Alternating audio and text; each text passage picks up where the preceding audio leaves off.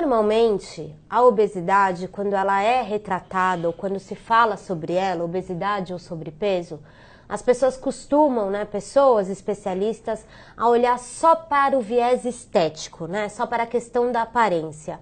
Eu li o seu livro e uma das coisas que me surpreendeu foi entender que o espelho, a imagem, ele faz parte de um contexto muito maior do que só a aparência. É isso mesmo, doutor? É isso doutor? mesmo. Hoje tem um conceito de mindfulness, que a mãe da mindfulness é a doutora Ellen Langer, da Universidade de Harvard, mostrando que essa atenção plena em alguma coisa faz toda a diferença. Eu comecei a minha carreira médica como psiquiatra. Eu me lembro que eu estava indo para a faculdade de medicina e tinha um professor meu de neurofisiologia que estava no ponto do ônibus. Eu parei o carro, falei, você quer carona? Ele entrou. Eu falei, mas você não tem carro? Ele falou, claro que tem, mas eu não dirijo. Eu não consigo aprender a dirigir. E ele era um psiquiatra famoso e diretor de um hospital com 240 mulheres loucas.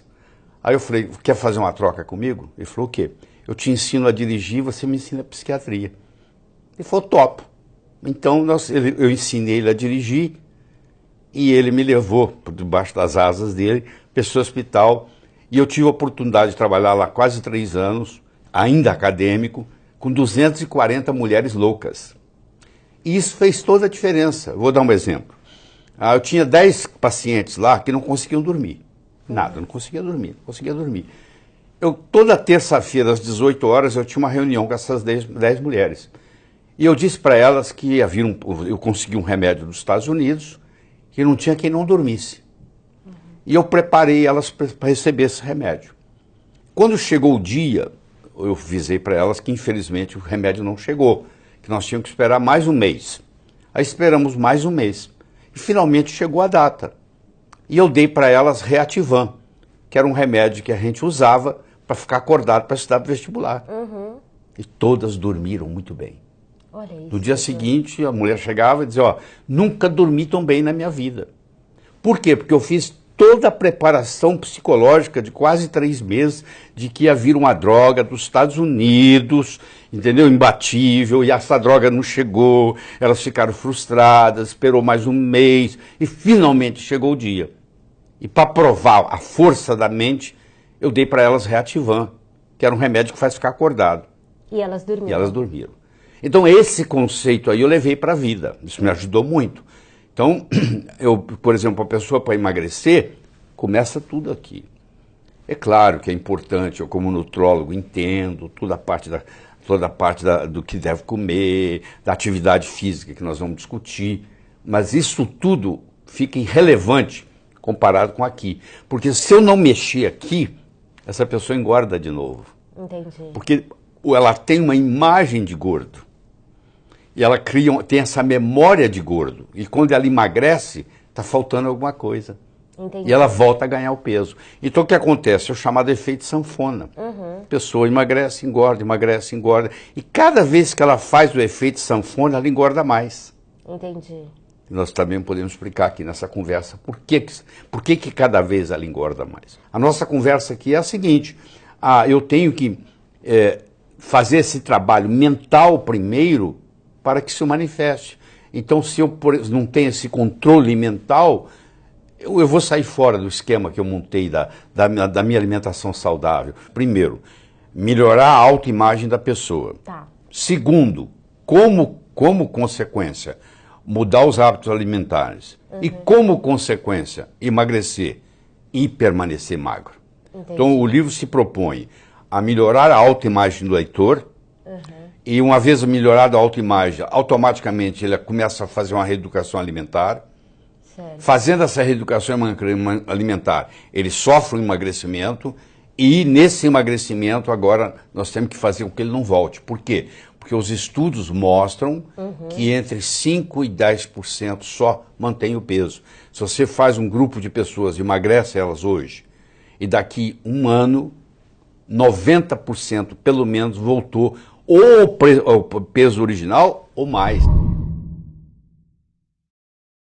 A doutora Ellen Langer, ela tem um livro chamado Counterclockwise, quer dizer, anti-horário, que ela pegou indivíduos com em torno de 80 anos de idade, levou esses indivíduos para um resort, e aí esse resort, ele era preparado para como se estivesse nos anos 59, nos anos 50. Uhum.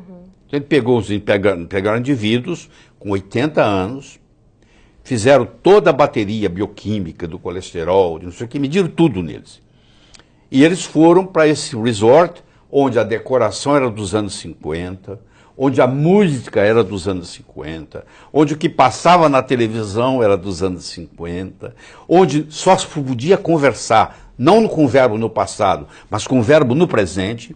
É como se eles estivessem vivendo os anos 50 de novo. Uhum. E quando terminou tudo isso, eles fizeram medidas bioquímicas e as pessoas rejuvenesceram. Meu Deus. Só pelo mindfulness. Pela vivência.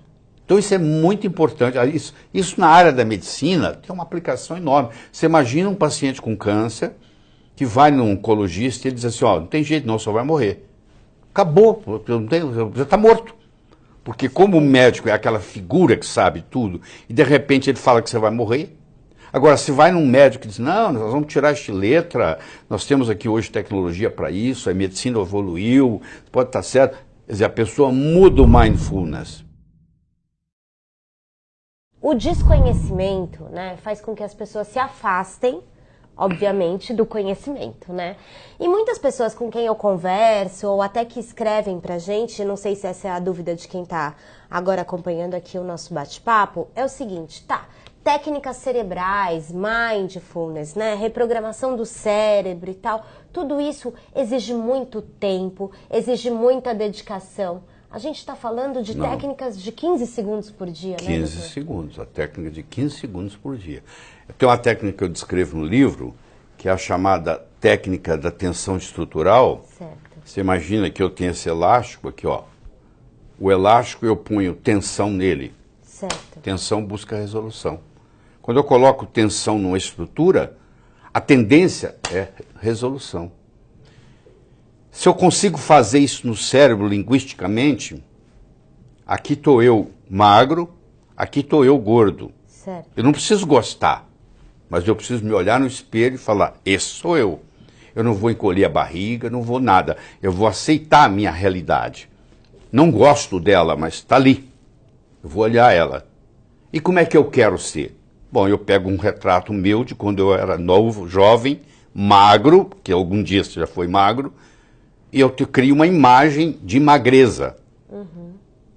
Então, eu tenho que fazer a imagem, a visão, ser mais forte do que a realidade. Porque isso vai para lá, ó. Cria essa tensão. Cria essa tensão. Por isso que pensamento positivo não funciona. Aqui, ó, eu sou magro, eu sou magro, eu sou magro. Não tem tensão nenhuma. Entendi. Eu tenho que me aceitar, ver como que eu sou, gordo, me imaginar magro, fazer essa imagem aqui de gordo em preto e branco, fazer essa imagem de magro em colorido, colocar essa imagem de preto e branco pequena, essa imagem de magro grande, aí eu crio uma tensão, onde eu faço essa imagem aqui de magro ser mais forte do que essa imagem de gordo. E aí eu mudo a minha estrutura psicológica.